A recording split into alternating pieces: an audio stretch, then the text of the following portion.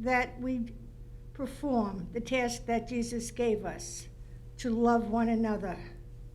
We thank you for all the blessings you have given all of us, and we also ask you to guide us through our decisions for our city.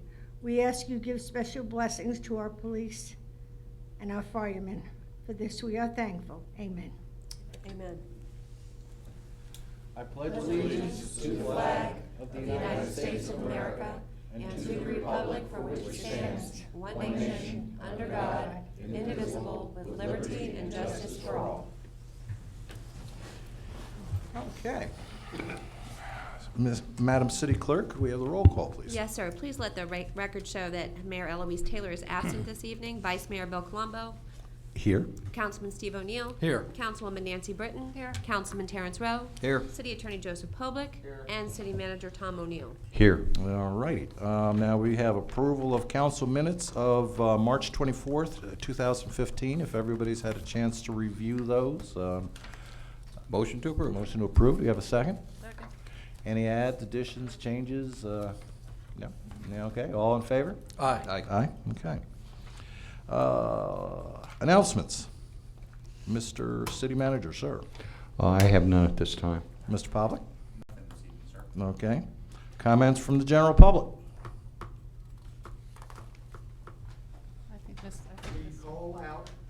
Hold on 1 second. We got, I guess they didn't give you this. Oh, okay, yeah, I did not get a the sign-up list. I apologize. Thank you, Pastor Warren. You're welcome. Thank you, sir.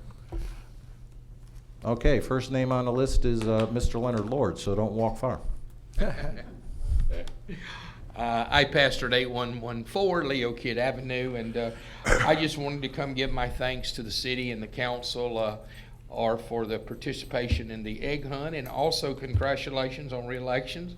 Thank you. That's great, and just want to thank Miss Britton for having a heart for the city to serve the children and have the family-loving atmosphere of serving and giving and helping on special occasions. And so just want to thank everybody, particularly police department, our chief and chiefs for supporting us. I mean, great workers, great support. Good to have an air-conditioned storage for all that candy. And the firemen did a great job cooking. So just want to thank all of y'all and also our city manager for setting us up with the permit. So thank you, sir, and bless you. And you know, I've come to the conclusion it takes the whole city to make a whole city. And so I just want to let you know that we appreciate you, and we're here to serve you. And again, thanks, Nancy, for the vision of it and giving us an opportunity to resource. What happened that was really good when we started doing it, the ACT Center had Wawa sandwiches we were able to do for breakfast, which you know, a lot of the churches and different ones brought prizes, and then Volunteer Way gave 2 pallets of candies, which you saw boxes upon boxes. It took two pickup trucks and a trailer to bring that in, and then all the ones that came together with games. So it was just a corporation that just together was a good success. We got to tell the children the real story of Easter and hope in Christ, and all. So it was really good. Everybody had a good time. So thank you so much, and God bless you, every one of you. Okay? Mr. Ronald McCabe. Yes, sir. Next on my list. My name's Ron McCabe. I just moved here from Pinellas up to Pasco. I actually live in Newport Richey on Bellevue, but my reason I'm here is to talk about the noise ordinance and complaint.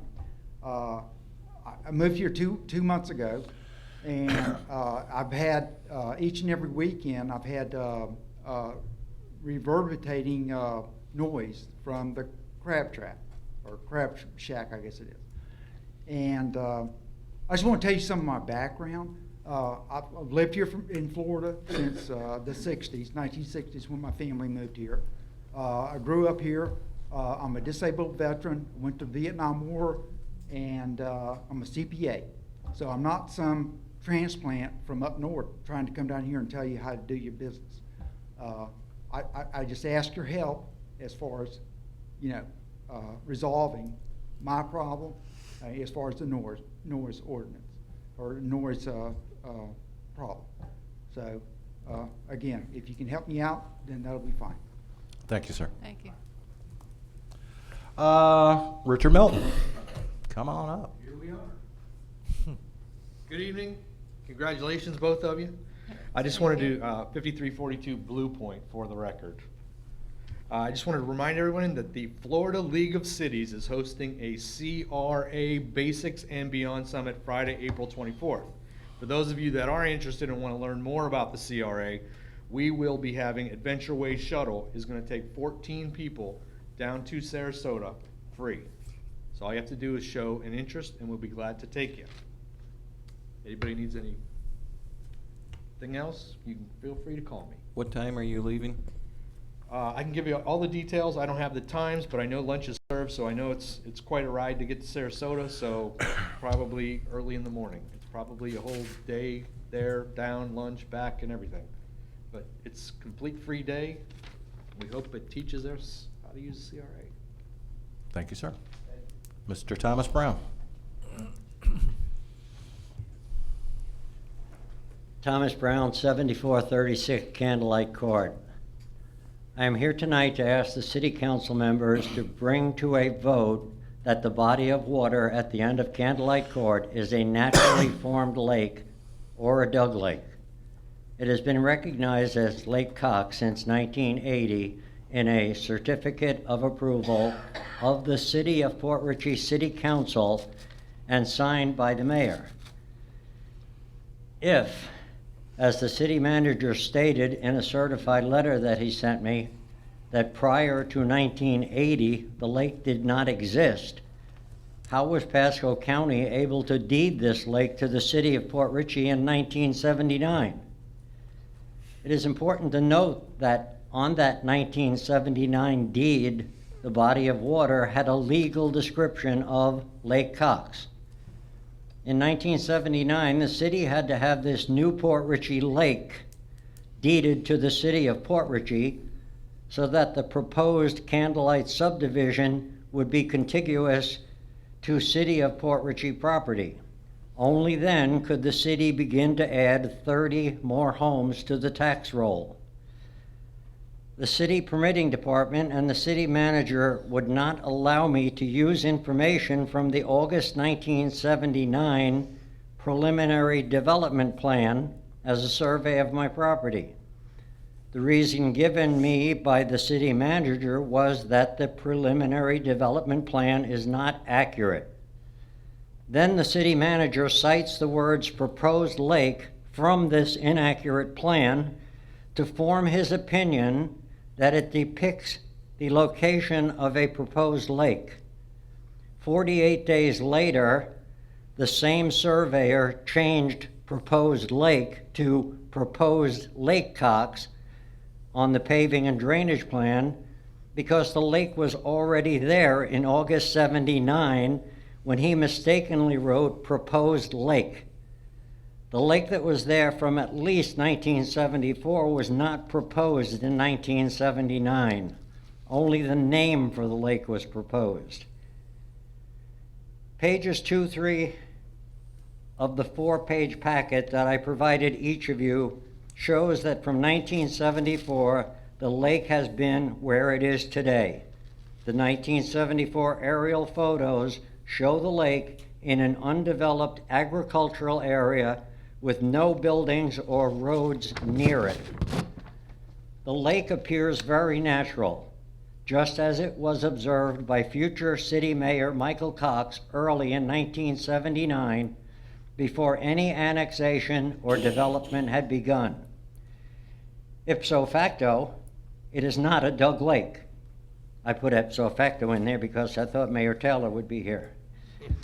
I have requested of the city clerk that the Lake Cox dug versus natural be placed on the April 28, 2015 agenda for discussion and a vote by the City Council. In the interim, I ask that the council members look at the 4-page packet, check with the University of Florida as to the accuracy of the photos from 1974, Flight 374, Tile 139, verify with Pasco County property appraiser the warranty deed of 1979, and ask Michael Cox about the look of the subject body of water in early 1979. Please do some research and be prepared at the meeting on the 28th. Thank you. Thank you, Mr. Brown. I noticed Phyllis joined us a little later than the sign-up sheet. Would you like to speak, or?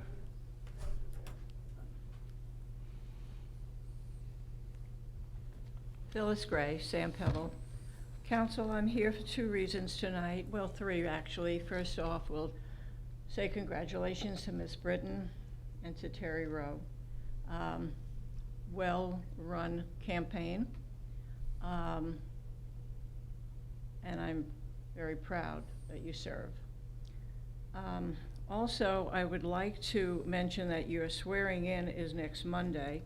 I personally will not be here because I have a board meeting at Sam Pebble, which I chair and have to be there. Mr. O'Neill also has to be there, so I don't know how you're gonna manage that one, Steve.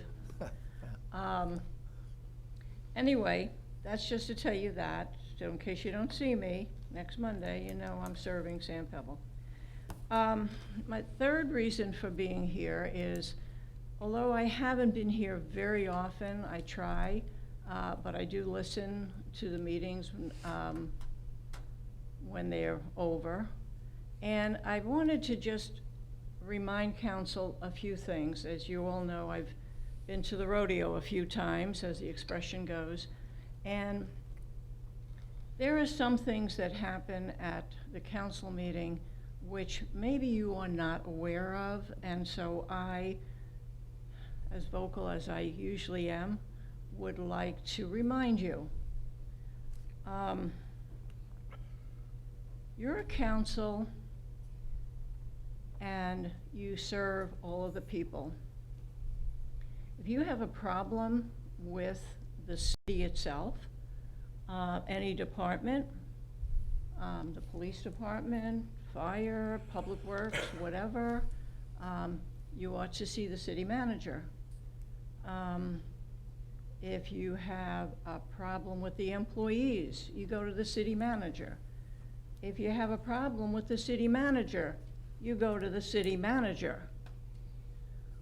In my opinion, you should not sit here at a council meeting and think for 1 minute that you owe someone in the audience or someone's in the audience a gotcha moment.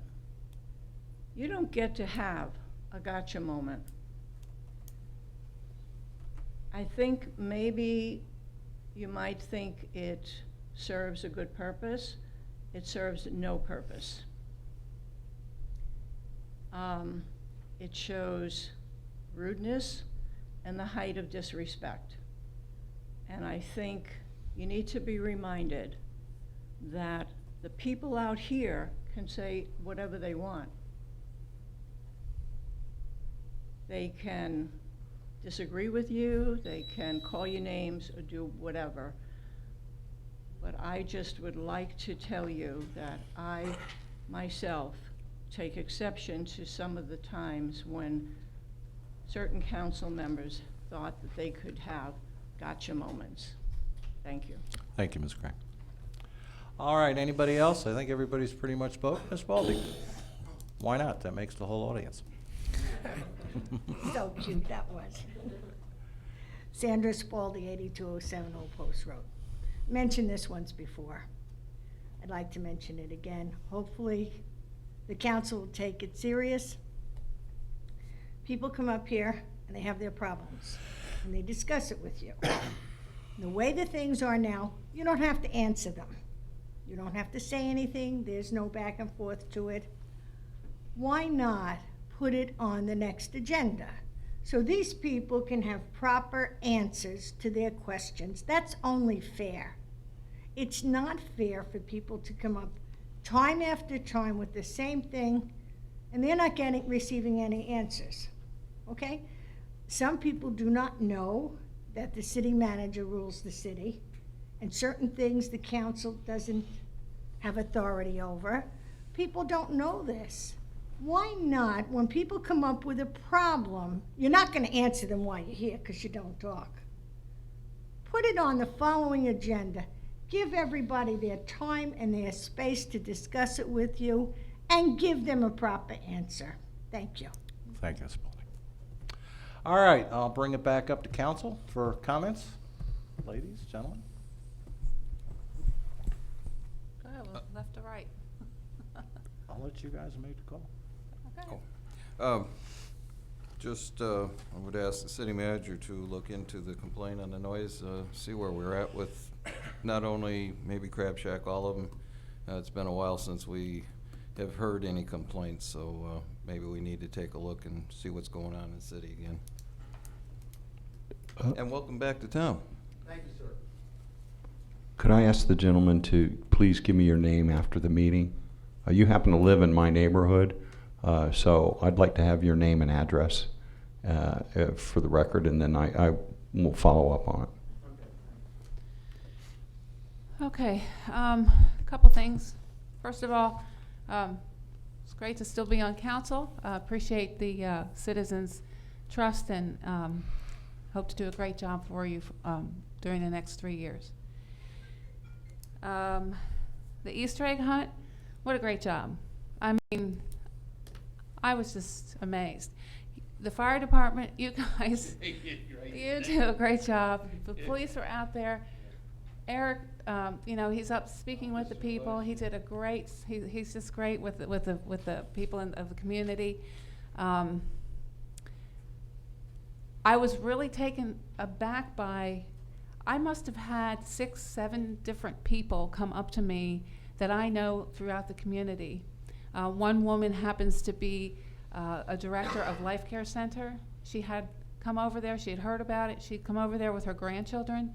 And she said to me, Nancy, this is wonderful.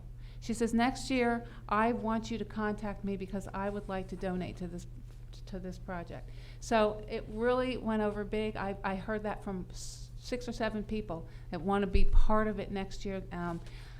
I even thought possibly next year the city of Port Richey, kind of what Leonard did is, or the group did. Pastor Jerry, actually. Pastor his Jerry. wife kind of headed it up because they've been doing over at the Civic Center and Embassy for a while yet. Well, it looked to me like, and I could be wrong, but it looked to me like all the different churches came up with a different game for each, from each church. So it makes it easier because then you just have one project to do versus 12.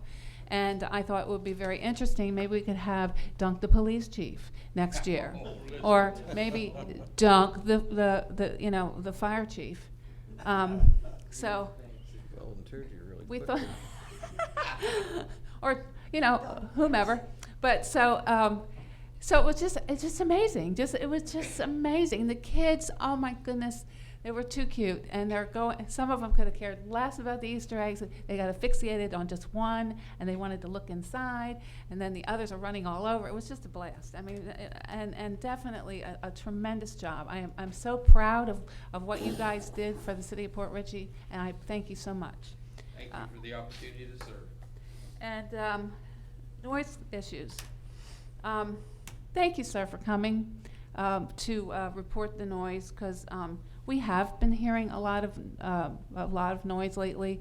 I happen to have heard some noise this weekend, and I wasn't really paying a lot of attention because my son was working on some things. Both my boys were over, but I overheard my neighbor say something like, wow, where's that music coming from? So yeah, we probably need to look into that, and I think that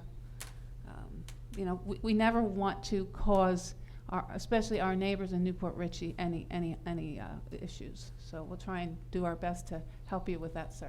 I appreciate that. Chief, could I ask you to address your on-site meeting with the owner of the Crab Shack?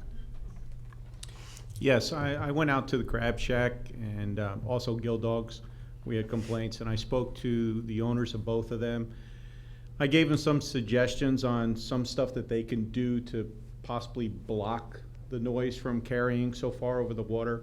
And then I also suggested that, and the owners downloaded on their phone a noise meter on their phone, so they'll be able to take their own readings to realize before we come there. Because I told them that, right now we're being nice and we're trying to be good neighbors and we're trying to be cooperative for everybody, but it's getting to the point where citations will eventually have to be issued, and we really don't want that. And I think they're going to work a lot better to curb this. Well, you know, we've always said that in the past, Hooters has always done an excellent job of being a good neighbor. They have a thriving business.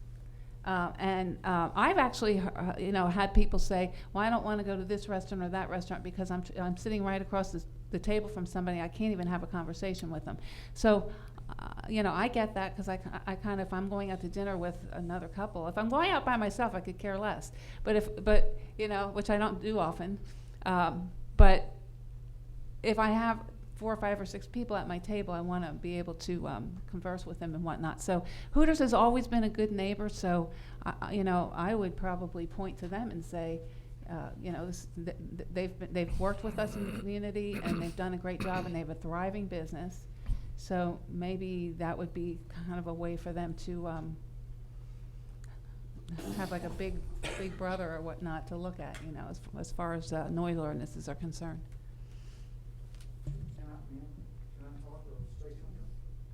No, sir, there's no comment from the council. I want to say some positive stuff. I'm sorry, it's not that portion of the meeting, sir. Steve, you have anything to say? Yeah, I'll offer my congrats as well to Terry and Nancy. Also, the gentleman in the audience that put his hat in the ring there to run. I hope you'll stay involved in the city and remain active. I think that's important. And come back to our candidates and say, I got your flyers in the mail too, and I've been here for a long time, so I'm hoping if you decide to run again, some of those same things won't appear on there. I think you know the challenges that we face. We've been talking about dredging for 10 years plus. We've put a lot of money in that. The city is at a point now where it's never been, and I hope we'll be able to move that forward. We've already stressed to you the revenue challenges that we have. We still spend a lot of excess money from the CRA, and that money is decreasing, as we know. And lots of other challenges. I know that both of you are up for the challenge, spending a lot of time. We have workshops, etc. This gentleman, I didn't mean to giggle behind my breath, but the most populated meeting that we've ever had in this city regarded noise. And it's still to this day, we didn't have enough chairs in here to fill it. You probably would be well served to talk with somebody that could give you a history of that. I'm very glad the chief provided some information on the downloading of the meter because we went through a long process to try to decrease those complaints. And most of the complaints, I think, still, Chief, come from animal noise and not so much from some of this other noise that we're talking about. I would like to see us come back with, and I know Nancy's hit on this in the past before. I hope you continue with our code enforcement push forward. I would like to see that be part of our packet as well. I know Sherry does a wonderful job. I know she's not here tonight, but there's some things that we certainly want to come back to that we've discussed already and keep this momentum going. And I've already indicated revenue. Look, we've talked about it before. It comes and goes. I pulled some papers that I had going back, 6-7 years ago, and we brought somebody in here, paid them money, and talked about revenue then. We're still talking about it. We'll probably have to continue talking about it. But we've got a wonderful staff, and I think that does a wonderful job. Before you know it, we'll be talking about the budget again. And you folks have been through it more than once. So, we've got some challenges, and I'm glad you're up here to help us going forward. Thank you. Well, Eugene, Monday is our swearing-in ceremony, and I would love it if more people came out for that, because I think that's a great time to congratulate people, but we usually wind up having to do the congratulating the meeting after the election. So I also would like to add my congratulations to Terry and Nancy for joining us on the council. and all the time you've put into the city. Mr. Milton, I congratulate you, sir, and I appreciate the fact that you stepped in the ring. There's not many people want to step out there and help the city. And it's always appreciated, whether it's running for council or whether it's being one of our board members, which is very important, and we're always looking for board members. And again, I applaud anybody who tries, because trust me, there's not a lot of glory in this job, and there's it's we're not doing it for the bucks, as the saying goes. So it takes some doing. So on that note, I'll move on to the noise ordinance.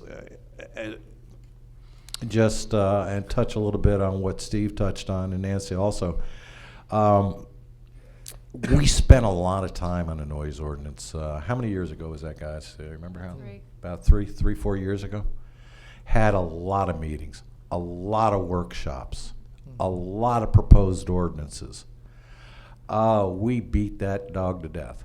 And we had, some highly attended meetings that got a little out of hand, but by and large, most of them were pretty civil. I will say, we did come up with an ordinance. And again, that was a hard worked on ordinance, and I'm not saying it's the best ordinance out there. And quite frankly, I hardly know of any municipality that is not having noise issues when there's noise in their city, from whatever source.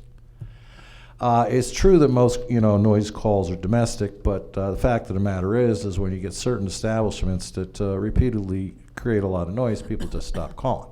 They just figure, well, that's just the way it is. So you can't say that, there's less calls on the commercial establishments is any indication that they're necessarily following it. Chief, I personally would recommend that you look real hard, again, realizing how hard we worked at that ordinance. And most of the folks that you're talking to about there, they know that ordinance. They were involved in this, and they know how it works.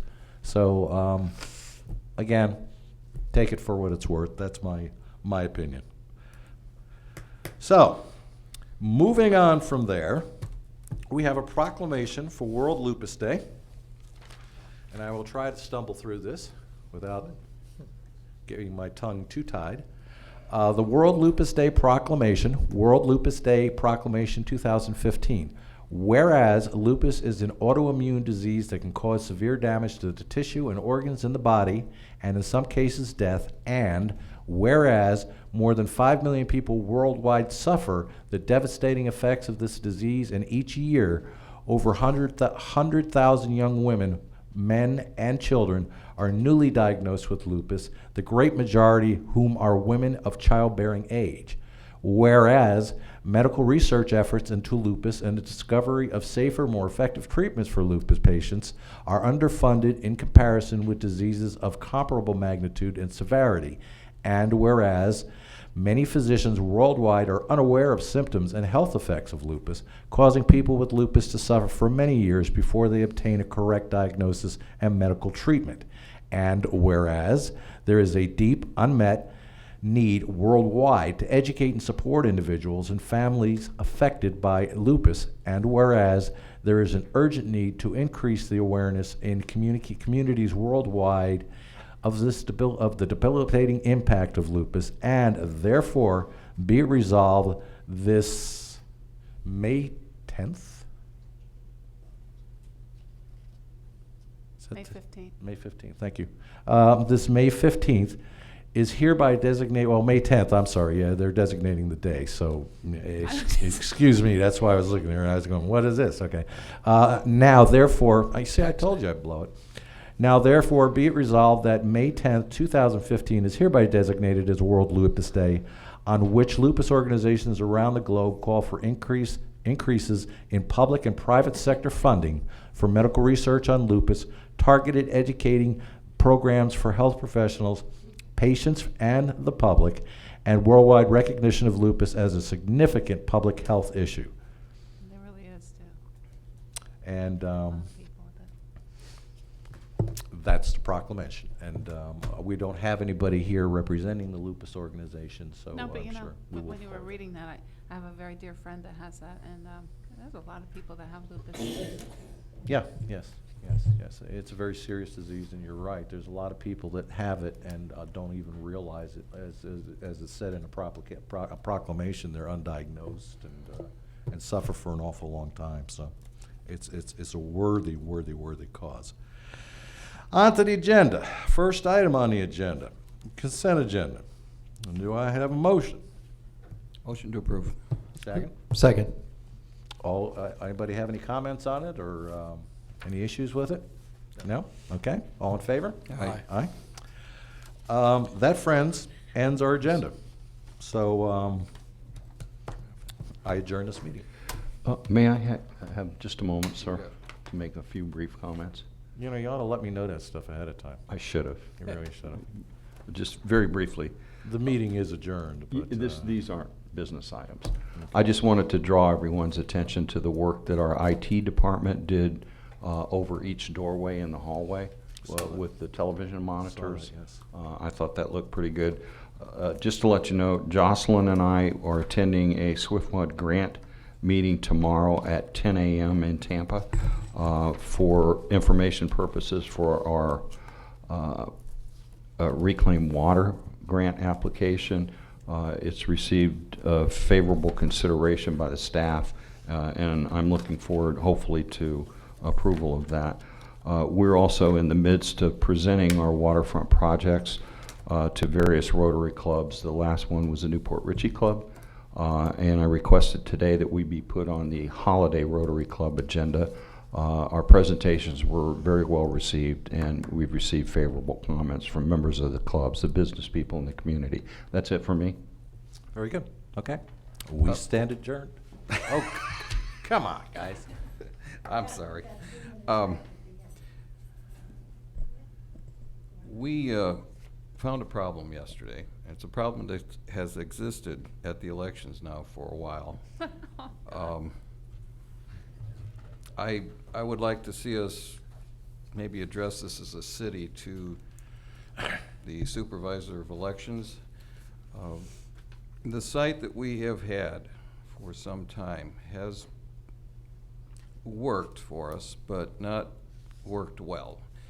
And yesterday we were getting several complaints about being out on the grass there now because that's privately owned. The bathrooms have never been open. I think they were several years back. They had opened them, but they had to have additional personnel because it was in a different area of the building. So I would like to see, if we need to discuss this, so be it, but I would like to see a letter. Well, again, we can't really discuss it because, like I said, the meeting's adjourned. So if Well- Mr. O'Neill would like to take these suggestions to the, The only problem I have with that, and we've been doing this quite often, I believe we have to have a motion and a second to adjourn. Is that not proper procedure? you can. It's there- been happening. No, it is not. By Robert's rules, you don't have to have one. It's called Mr. Koblich, is that true? Yeah, I'm a little rusty on my Roberts, and I don't have my cheat sheet with me. Yeah. There's certain cases where you can actually pass by. You could do it with the. Second item we have on the agenda there, the consent agenda, and you can also do it on approval of council meetings. It's called approval by. I forget the term for it too. Affirmation. I actually chatted with Tiffany today, if anybody wants to know. I discussed the same matter with her just to see. All right, let me tell you something. I will consider this meeting still open, and then we will do a motion and second to close it. That makes me feel better. Just that I think we need to, as unison, as a city council, send a letter to the supervisor of elections, and I know we discussed this with him yesterday because it's happened before, and then it happened again yesterday. And it is really a problem for the candidates to be out there for 12 hours and trying to be there for the public when they appear. and having to make absences because the basic services, after we're paying for these facilities, to not have common decency to allow the bathrooms to be open. It's not that big a deal, and there's not that many of us. But the other problem is that these people were complaining about us being on private property now too, so that's not working either. So I think it's time maybe we write a letter and ask if there isn't another site that may be a little more accommodating to our elections. Just from the other side of the fence, because I've talked to my other half about this, and his comment back to me was, the elections are for the people, not for the candidates. So be it that you don't have a bathroom. Some voters don't want you to be there. So that's the other side of the coin, which I get, but then my argument back was, you know, the whole humanity thing about, you know, what if you know, you had issues or whatever. So, but I agree, because it's just a humanitarian thing, and they have in the past opened up the restrooms. Also, I've heard two conflicting stories, and I'd like the answer to this, Mr. O'Neill, if you can possibly tell me. Do we or do we not pay for that facility? We do not pay for it. Okay. This is what I was told by the car wash man, who told me that the reason that the Knights of Columbus does not open up the restrooms is because they have to clean it after we leave. And he didn't like the fact that we were on his property because he's not making any money either. And so he has, and I found this out today, he would have the right to throw us off the property, which we very much could have moved down to the end, all the way down to the end to be our 100 feet away. So we really did not need to be there. But that being said, the lavatories are still an issue, just out of common courtesy, really. I mean, in the future, I might just add that you may wish to consider holding the election place here. It's a nice building. You've got all your facilities. It's air conditioned. The only thing is you still got to maintain the rules as set forth by the supervisor of elections. But this is a nice building that you have, and so we can explore that, and we'll list it on the next agenda for discussion. Yeah, because I'm sure that Knights of Columbus was picked before there was a city hall that was capable of actually hosting an election of our size. So it probably is a good idea to take a look at that. just, I mean, I've been here 29 years, and I think we've been voting there a long time. The biggest problem is going to be educating the community. Yeah, that the voting polls. Yeah, that's going to be huge, yeah. and it's going to cost money. Yeah. So.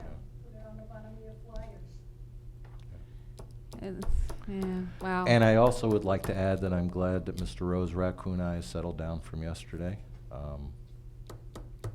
Your raccoon eyes. You were a red beet yesterday. I thought for sure you were going to be red today, but it's gone away, so good for you. Because if I had looked like that yesterday, I look like it right now. All right. That being said, it is time to, do we have a motion to adjourn? Motion to adjourn. Do we have a second? All in favor? Aye. Aye.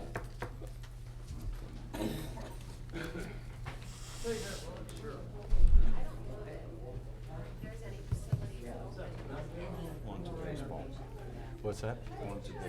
It's baseball. Go get him, baby. All right. Hopefully.